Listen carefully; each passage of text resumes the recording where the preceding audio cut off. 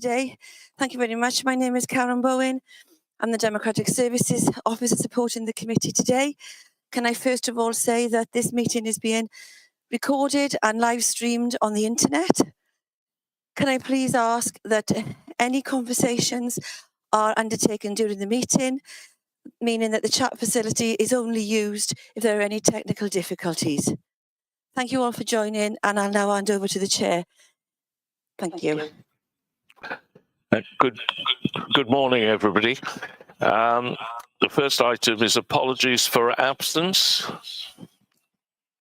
Yes, Chair. I have apologies from Mr. Greg Alford, Lorna Tinsley, Mr. Ronnie Alexander, and Councillor Rhiannon Birch. Thank you. So we are quorate. I think we're Mr. Watkins, Councillor Charles, Councillor Franks, and Councillor Summers. Is that right? Yes, Chair, that's correct. Yes. And we are quorate. Good. Thank you. The minutes of the meeting held on the 26th of September. I've read those through, and I think they're an accurate account of what happened as far as I'm concerned. Any comments?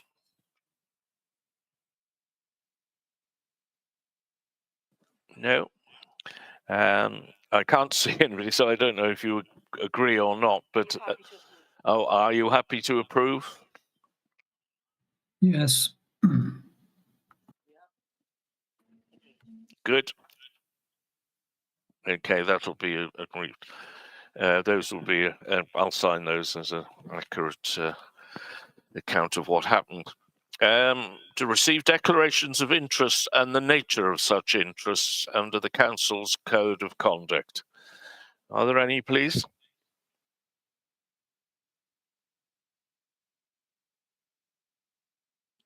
No, I'll take it that's silence, none. Right, we move on to item 4, which is reports of the monitoring officer. And the first one is application for dispensation. Right, thank you. Thank you, Chair. This is an application from Councillor Emma Goodjohn from the Vale of Glamorgan Council. Councillor Goodjohn is also a member of Barry Town Council, and I've spoken to her. So her application, because this particular item could also come up at Barry Town, I spoke to her yesterday and she has confirmed that she would also like Barry Town Council added on. So the application would be to speak, vote and remain in meetings when matters relating to Newydd Housing Association are to be discussed at Vale of Glamorgan Council and Barry Town Council meetings. As you can see, the nature of the dispensation is sought because Councillor Goodjohn is a shareholder and board member and tenant representative on that association. She's asking for that up to the next local government elections, which, as you know, is normal practice. And she's asked under paragraphs D and F, but the level of dispensation sought is to speak and vote at both those council meetings. However, as you will recall, on previous occasions, when situations like this arise, you have agreed as a standards committee to speak and vote on general matters relating to the association or, you know, other organisations when those are being discussed at council meetings, but to and vote on them. But with regard to property and finance, anything relating to property and finance that's to be discussed, to only speak. That has been the normal practice for the Standards Committee, and I just wanted to reiterate that to you. As you can see, Councillor Goodjohn is saying that she would be responsible for a number of aspects, focusing on performance, communities, service delivery, which would include finances as well, hence the reason that I'm suggesting that the Standards Committee do not support the voting on property and financial matters. It's a matter for the committee to consider. With regard to the paragraph numbers D and F, I would concur that D is acceptable. The nature of the member's interest is such that the member's participation in the business to which the interest relates would not damage public confidence in the conduct of the council business. And obviously the participation of the member in the business to which the interest relates is justified by the member's particular role or expertise, and that would be paragraph F. So my recommendation, Chair, would be that the application is approved, save for when finance and property matters are discussed.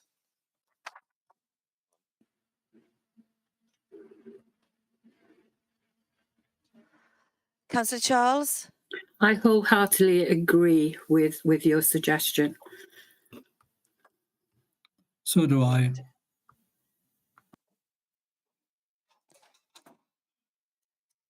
Thank you for that then. Support. And Councillor Franks. Okay. Thank you very much.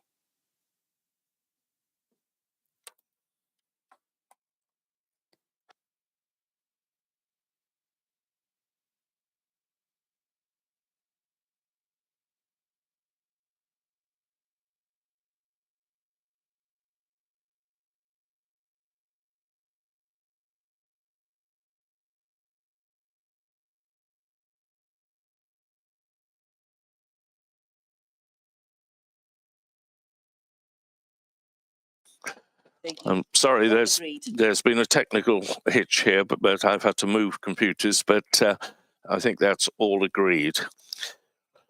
Right, so we'll move on to item 5, independent review of investigations by the Public Service Ombudsman for Wales, Code of Conduct complaints.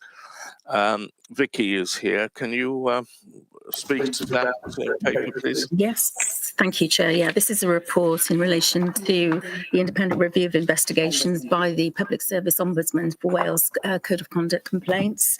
And the purpose of bringing this report before the committee is to enable it to consider the report, which was published on the 27th of September 2024.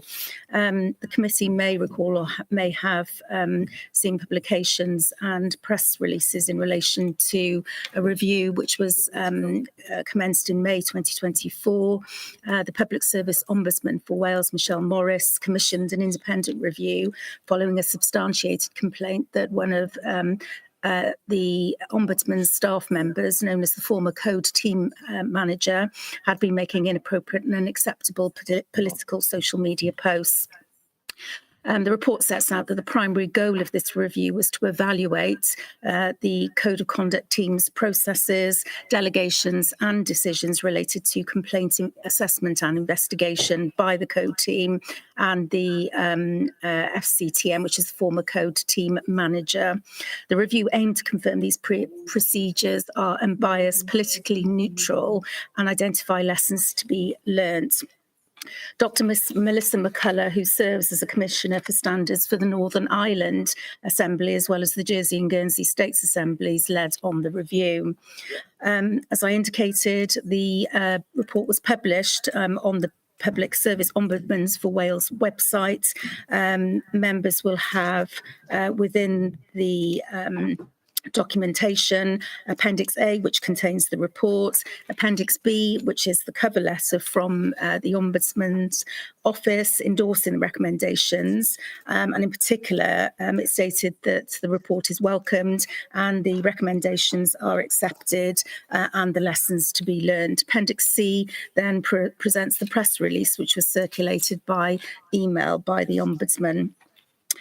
So going through the recommendations that were made, the first recommendation relates to the documenting of political affiliation. And the recommendation is to mitigate the risk of unconscious bias of the investigating officer and to reinforce fairness of the complaint assessment process. It's recommended that the political affiliation of the accused member is not recorded on the preliminary assessment action form. And it's stated that this will require updates, as will other recommendations. I'll take the committee through to the process manual, which the investigating officers work to. Second recommendation is the notification of the accused member. And again, to enhance transparency and fairness, it's recommended that the Ombudsman is advised to notify the accused member of the complaint upon its receipt, which was the previous practice. And it's considered that this change would prevent situations where the accused learns of the complaint from external sources. The third recommendation relates to the quality assurance for investigating officers' decisions. and recommendation that an additional quality check is introduced for the IO decisions not to pursue investigations, focusing particularly on the public interest test to safeguard against unconscious bias. The recommendation is supported by findings from staff interviews. It's stated that due to the complaint volume, this measure should be proportionate and possibly achieved through periodic random sampling of IO decisions. The fourth recommendation relates to the oversight of the CTM's delegated authority, the CTM being the code team manager. And again, the recommendation is meant to achieve a mitigation of any unconscious bias. And it's recommended that the review mechanism where the code team manager may overrule IO recommendations to investigate, extend or commence new investigations under delegated authority. With an additional check to be implemented through random sampling and their scheme of delegation to be updated to reflect these decision-making powers. The fifth recommendation relates to the accused member's right to comment, and it's right to say that under the current process, members do have opportunities to comment on the investigation that's been undertaken by the Ombudsman and their investigating officer, but it's recommended that additional points in the process should be identified where the accused member can provide further input, particularly before reaching draft conclusions and findings on potential breaches. Then the public interest considerations, again, the review acknowledged the non-exhaustive nature of public interest factors and considerations set out, and it's recommended that the Ombudsman should consider developing more detailed internal guidance in applying the public interest test, as well as instituting regular reviews of the public interest factors and considerations. And then lastly, the seventh recommendation is the clarificatory amendments, and this is aimed to enhance clarity within the guidance, and members will see at page 3 of the report and paragraph 7 the recommendations and the points to be addressed within those amendments. The recommendations, therefore, are that the committee is recommended to note the independent review of investigations by the Public Service Ombudsman for Wales into the Code of Conduct complaints. Thank you. Thank you, Vicky, for that thorough review of that. It seemed to be a pretty thorough investigation, and the recommendations seem sensible. Does anybody have any comments? No? I think so. In that case, we will note that report, and thank you, Vicky, for summarising it for us. We'll move on to the update report of the National Standards Committee Chairs Forum Wales. This, as you know, I try and attend these. I think I've managed each one so far. And the last one was in June, and the next one is in January.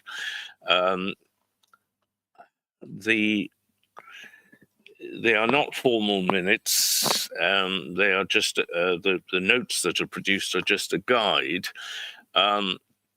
It seems a very good forum, but it's developing as it goes along, and it's interesting to hear how other standard committees deal with their matters, and it certainly gives me reassurance that we're doing it properly where we are. Vicky, is there anything particular you want to say about that? Yes. Yes, if I may, Chair. Really, the purpose of bringing this report today is to not to repeat the matters that were discussed at the June meeting, which, as you indicated, Chair, you attended, because the committee will recall that on the 29th of July meeting of Standards Committee, Chair provided a verbal update. However, the Monitoring Officer Group, who meet quarterly, met on the 4th of October, and in light of the discussions at the previous National Forum Chairs of Standards Committee in June, it was agreed that standards committees would be invited to submit their views on any potential agenda items for the forum meeting in January next year. Any recommendations or proposals put forward by the committee today will be referred back to the Monitoring Officer Group. The next meeting of the group is due to take place at the beginning of December. And thereafter, there will be work undertaken to finalise the agenda, albeit in consultation with the WLGA during the month of December. Some of the items which I've set out at paragraph 2.2 of the report have been proposed. And on the first proposal, there has been a discussion at the Monitoring Officer Group meetings regarding the potential review of the local dispute resolution procedure. And those members who are on committee may recall some time ago, all 22 councils, or I believe most of the 22, have adopted the local dispute resolution procedure, which was a procedure initially put forward by the Ombudsman. Not all procedures are the same, and there are some variations across the local authorities standards committees in Wales, but it is considered that there is a need for a review, and that is something that I am going to be fully supporting. And also we will consider amendments to the LDRP, which will be brought back here for further discussion. There is a working group that's been established with the Monitoring Officer Group, which I am part of, so I will be able to provide further updates as that work progresses. There's a suggestion that the issue of localised training for chairs and members of standards committees, in particular including in relation to hearings before the standards committee, and committee will be aware that this year, by the time we have our meeting tomorrow, we would have had 2 standards committee hearings, and it's considered that this would be an appropriate time now to look at localised training. And then lastly, it's been agreed that an update will be provided by Michelle Morris at the meeting in January on the same matter that we've just been discussing, which is the independent review, so that the chair will be at that meeting and will be able to feed back. So I would really welcome any views or any proposals or suggestions from the committee regarding any additional items that you would like to see on the agenda, and any view you have in relation to the 2 of the 3 at paragraph 2.2, which I've referred to. So I'd recommend that the committee is requested to note this report and to provide any suggestions for additional agenda items to be considered by the Monitoring Officer Group to the next forum meeting scheduled in January 2025. Thank you. Thanks, Vicky. Are there any suggestions, please?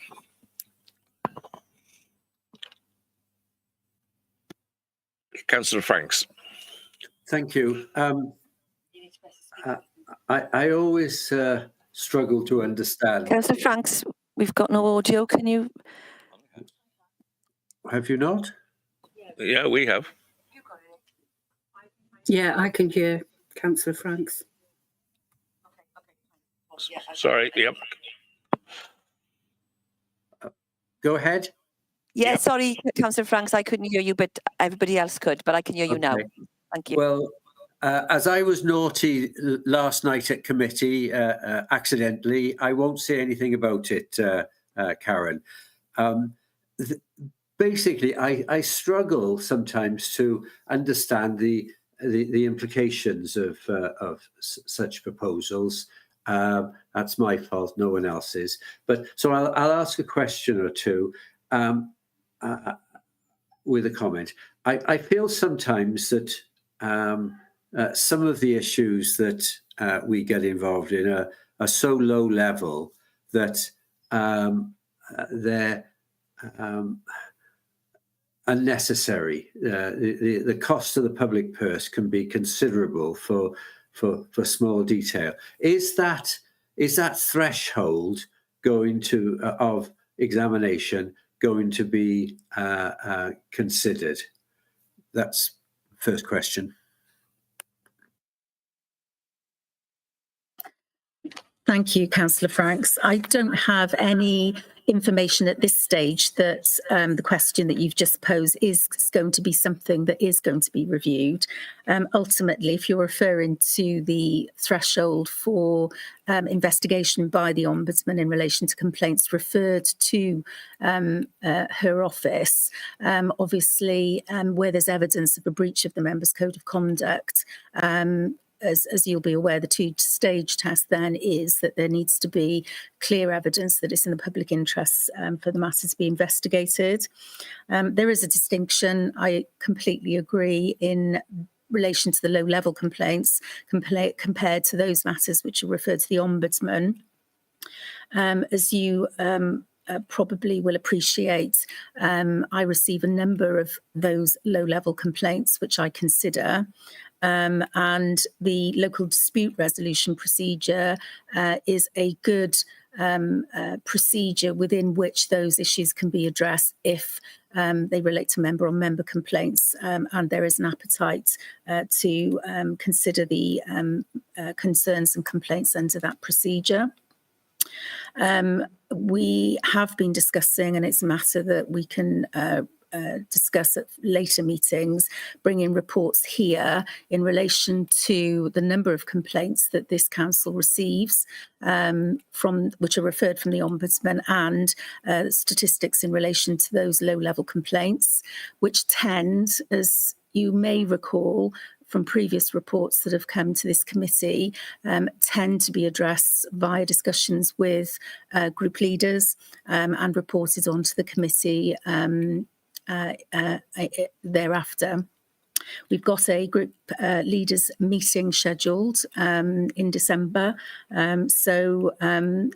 needless to say that we are hopefully going to be bringing more information to this committee so that there is a greater understanding of the work that's going on behind the scenes, so that there's an appreciation by the committee. But in relation to the question you've asked, sorry, very long response, but I think ultimately that would be a matter for the Ombudsman.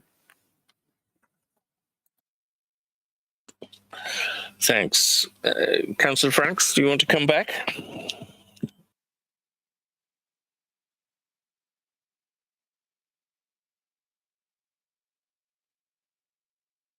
I take it no. Anybody else want to comment? Councillor Summers? Yes, Chair. Could Vicky perhaps give us some indication as what the sort of major areas that are likely to be under review for the local disputes resolution procedure? What things have come to light that they particularly consider need reviewing? Yeah, I'd like to be able to provide you with that information, Councillor Summers, but that review hasn't commenced yet. We've just established the working group, but some of the discussions that we've been having, just to give you some indication of what it's likely to contain, is the nature of the process and how it can, in certain cases, become quite adversarial. I think it's right to say that there will be probably quite a wholesale review of the procedure, and we will be feeding in to the working group some of the experiences as monitoring officers that we've had in applying the procedure, and some of the comments that have come back from members who have been subject to that procedure. So there's no specific detail at this stage, but what I will say is that I will be giving regular updates as that review process is undertaken, and I would really welcome any comments, views or considerations of this committee to feedback into that process, given your participation in Standards Committee. Thank you. Look forward to hearing that feedback and participating where it's appropriate, I'm sure. Thank you. Thank you. Perhaps I can add. I did one of those local dispute resolution, and I felt that my and the I think there were three of us on it. Our hands were tied that we had to go through a formal hearing rather than trying to resolve it. It had gone past the stage of trying to for it to have been resolved. And when I tried to resolve it and suggesting, suggesting an outcome, they said, well, no, you can't do that. And I'm sure Mr. Watkins will support me that when we had cases in court, you could sometimes use the expression knock heads together and get things resolved. But you couldn't do it under that scheme. So that's something that might have to be looked at. Does anybody else want to comment on that item?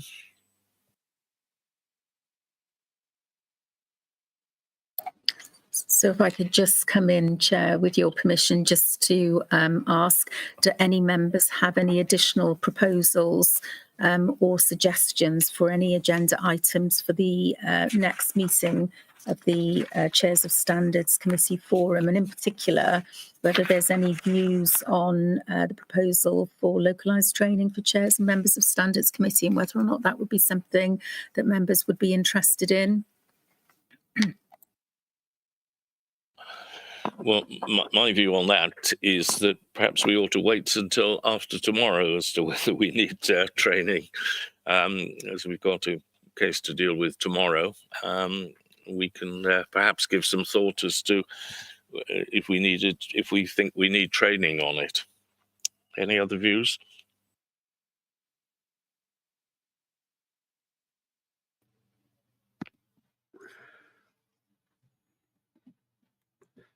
Councillor Franks?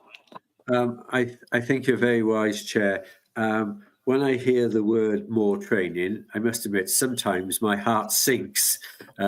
You can be overwhelmed with training, but as you say, let's wait and see.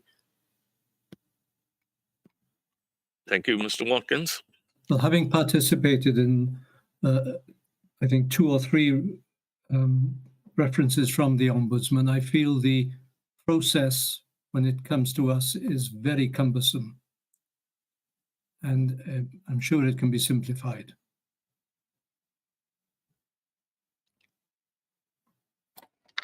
Yes, I mean, I agree. I think it's more a case of the way that the Ombudsman prepares the case. And it was just to thank Mr. Watkins for his comment, which I will feed back, and also Councillor Franks. I sympathise. Sometimes it is training overload, and I suppose the point is just to really understand what would work best if it is going to happen. So if there is anything that you think about. Any of the members of the committee, please do let me know by email and I can feed that back.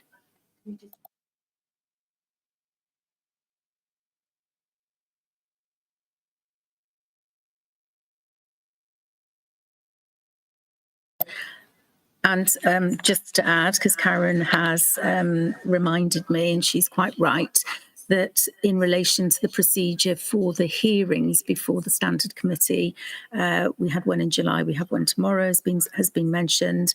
We are going to be reviewing that procedure, our internal procedure in relation to how those hearings are managed.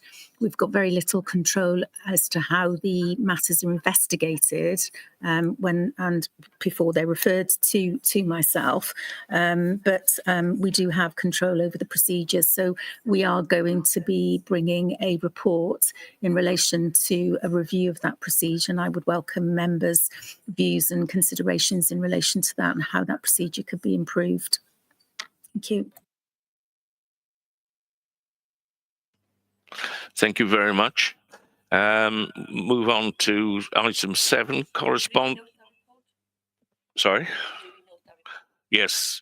Sorry, yes. We that report is noted. Item 7, correspondence with the Public Services Ombudsman for Wales. Thank you, Chair. This is the housekeeping report, which provides committee and part 2 of the agenda with a verbal overview of correspondence with the Ombudsman's Office and any matters arising. So I'd ask that we move into part 2, Chair, if you're content to do that. Yes, well, before we do that, item 8 is any items which the chair has decided are urgent. I haven't been told of any. I gather there aren't any. So if everybody agrees, we'll now move into part 2. We'll have a short break whilst the the live stream is removed. Thanks.